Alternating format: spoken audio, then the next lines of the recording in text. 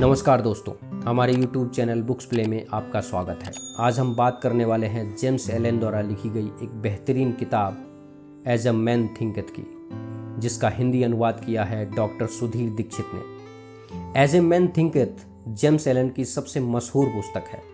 दोस्तों, 1902 में प्रकाशित इस छोटी सी पुस्तक को प्रेरक और सेल्फ हेल्प साहित्य की जननी माना जाता है। दोस्तों, ये वीडियो का तीसरा पार्ट है।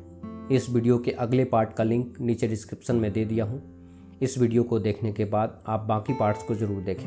तो चलिए शुरू करते हैं। अब एक अमीर आदमी को देखें जो लोभ के फलस्वरूप एक कष्टकारी और लंबी बीमारी का शिकार है। वह इस बीमारी से छुटकारा पाने के लिए मुँह मांगी कीमत देने को तैयार है, लेकिन वह अपनी लोभी इच्छाओं का त्याग करने को तैयार नहीं है। उसकी जीभ मीठे, चटपटे और तेल चिकनाई वाले हानिकारक व्यंजन खाने के लिए लपलपाती रहती है, लेकिन साथ ही वह स्वस्थ भी रहना चाहता है। ऐसा इंसान स्वस्थ रहने के लिए पूरी तरह से अनुपयुक्त है, क्योंकि वह अब तक स्वस्थ जीवन के शुरुआती सिद्धांतों को भी नहीं सीख पाया है।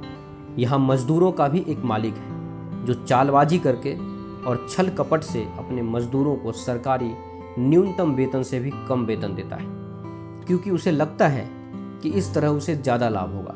ऐसा इंसान दौलत के लिए पूरी तरह से अनुपयुक्त है, और जब वह दिवालिया होता है, प्रतिष्ठा में भी और दौलत में भी, तो वह परिस्थितियों को दोष देता है। वह इस बात को नहीं जानता कि वह खुद ही अपनी परिस्थितियों का एकमात्र लेखक है, और अगर उसके जीवन की कहानी दुखांत है तो इसे दुखांत उसी ने बनाया है। मैंने यहाँ जो 3 प्रकार बताए हैं वे इस सत्य के उदाहरण हैं कि मनुष्य ही अपनी परिस्थितियों का निर्माता है। हालांकि मनुष्य लगभग हमेशा इस काम को अचेतन रूप से करता है, और हालांकि उसका उद्देश्य अच्छा होता है, लेकिन इस उद्देश्य को पाने की राह में बाधाएं वह खुद ही खड़ी करता रहता है। वह ऐसे विचारों और इच्छाओं को प्रोत्साहित करता रहता है जो उसके लक्ष्य या उद्देश्य के तालमेल में नहीं होती है, इसीलिए वह उस लक्ष्य को हासिल नहीं कर पाता है। इसी तरह के ढेर सारे प्रकरण बताए जा सकते हैं, लेकिन इसकी कोई ज़रूरत नहीं है। अगर पाठक चाहे तो विचार के नियमों के परिणाम अपने खुद के मस्तिष्क और जीवन में देख सकता है। बहरहाल परिस्थितियां इतनी जटिल होती है, विचार की जड़ें इतनी गहरी होती है, और लोगों की खुशी की परिभाषा इतनी अलग अलग होती है कि किसी मनुष्य की समूची आत्मिक, मानसिक और शारीरिक परिस्थितियों का मूल्यांकन कोई दूसरा केवल उसके जीवन के बाहरी पहलू को देखकर नहीं कर सकता है। कोई मनुष्य कुछ क्षेत्रों में ईमानदार हो सकता है, लेकिन इसके बावजूद उसका जीवन कष्टकारी हो सकता है। कोई मनुष्य कुछ क्षेत्रों में बेईमान हो सकता है, लेकिन इसके बावजूद वह दौलतमंद हो सकता है। लेकिन यह मूल्यांकन पूरी तरह से सतही है कि एक मनुष्य अपनी ईमानदारी के कारण असफल हुआ और दूसरा अपनी बेईमानी के कारण अमीर बना। यह मूल्यांकन इसीलिए सतही है क्योंकि इसमें यह मान लिया जाता है कि बेईमान आदमी पूरी तरह से भ्रष्ट है और ईमानदार आदमी पूरी तरह से सद्गुणी है। ज़्यादा गहरे ज्ञान और ज़्यादा व्यापक अनुभव की रोशनी में ऐसा मूल्यांकन करना बिल्कुल गलत है। हो सकता है कि बेईमान व्यक्ति में कुछ प्रशंसनीय गुण हो जो ईमानदार व्यक्ति में ना हो, और ईमानदार व्यक्ति में कुछ दुर्गुण हो जो बेईमान व्यक्ति में ना हो। ईमानदार व्यक्ति अपनी ईमानदारी भरे विचारों और कामों के अच्छे परिणामों की फसल काटता है, साथ ही वह अपने दुर्गुणों की वजह से उत्पन्न हुए कष्ट भी भोगता है।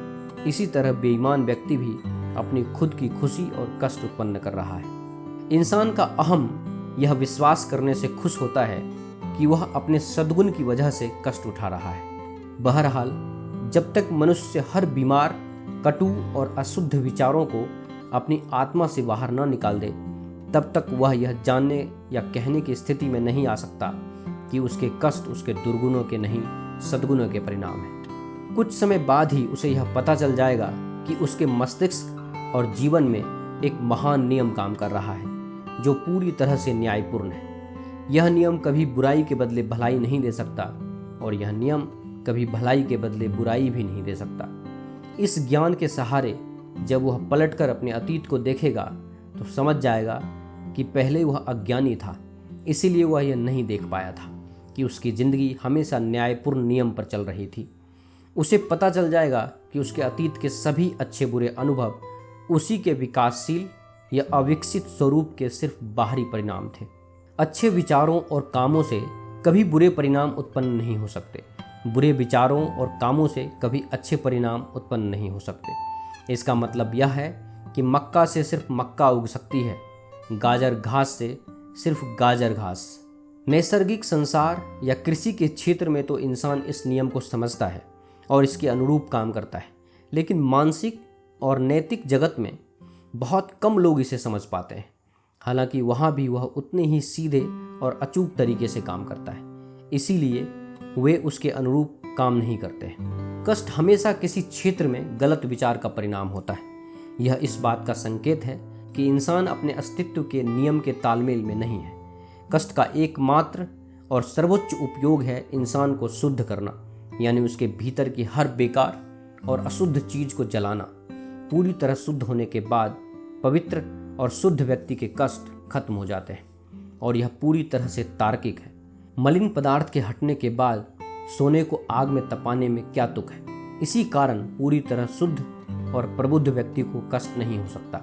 व्यक्ति के जीवन में आने वाली कष्टकारी परिस्थितियां उसके मानसिक सामंजस्य का परिणाम होती है। व्यक्ति की सुखद परिस्थितियां उसके मानसिक सामंजस्य का परिणाम होती है। सही विचार का पैमाना भौतिक संपत्ति नहीं बल्कि सुख है। गलत विचार का पैमाना भौतिक संपत्ति की कमी नहीं बल्कि दुख है।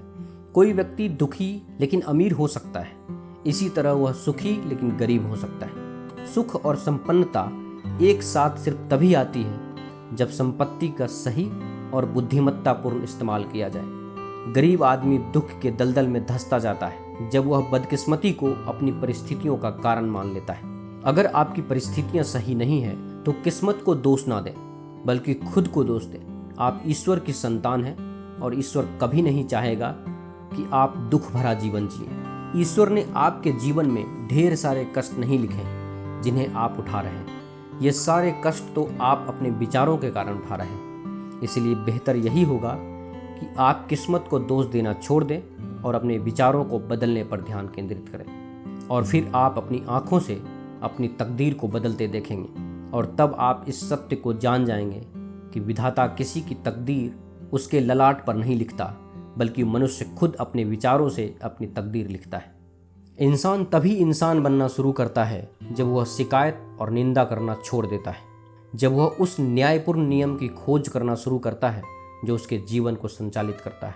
जब वह अपने दिमाग को इस नियम के अनुरूप ढाल लेता है तो इसके बाद वह अपनी बुरी परिस्थितियों के लिए दूसरों को दोष देना छोड़ देता है। तब वह अपने दिमाग में प्रबल सकारात्मक और उच्च विचार रखता है। वह परिस्थितियों के खिलाफ निरर्थक संघर्ष करना छोड़ देता है बल्कि उसका इस्तेमाल सहायक साधनों के रूप में करता है जिनसे तेज तरक्की करने में मदद मिले और वे उसके भीतर छिपी शक्तियों व संभावनाओं को खोजने का साधन बन जाए। दोस्तों, अगर आप अपनी परिस्थितियों को बेहतर बनाना चाहते हैं तो आपको मालूम है कि उसके लिए आपको क्या करना होगा। आपको बेहतर विचारों को चुनना होगा, खास तौर पर उस क्षेत्र में जिस क्षेत्र में आप तेज तरक्की करना चाहते हैं।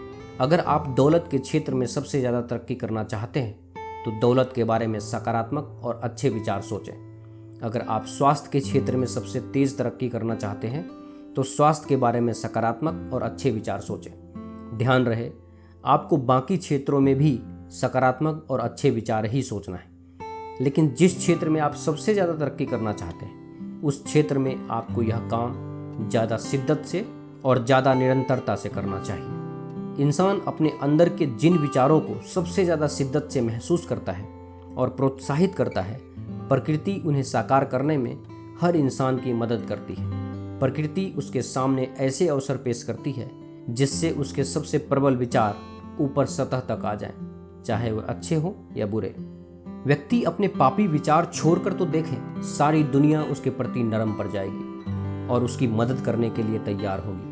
वह अपने कमजोर और बीमार विचार दूर हटाकर तो देखे, उसके दृढ़ संकल्प की मदद करने के लिए हर तरफ अवसर ही अवसर प्रकट हो जाएंगे। वह अपने अच्छे विचारों को प्रोत्साहित करके तो देखे, कोई भी बदकिस्मती उसे दुख और शर्म के दलदल में नहीं फंसा पाएगी। दुनिया बहुरंगी है और यह हर पल आपके सामने रंगों का अलग अलग मिश्रण पेश करती है, और ये रंग हमेशा आपके चलायमान विचारों की तस्वीरों के तालमेल में होते हैं।